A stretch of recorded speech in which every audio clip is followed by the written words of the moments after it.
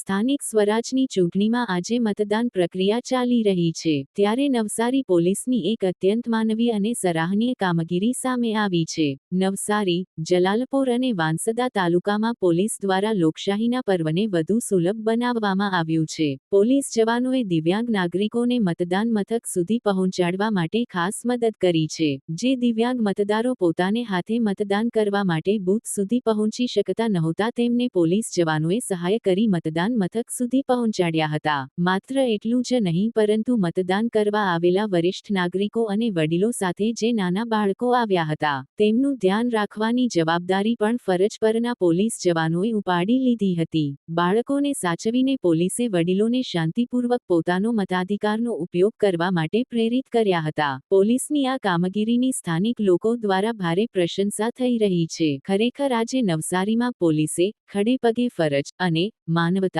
નું ઉત્તમ ઉદાહરણ પૂરું પાડ્યું છે.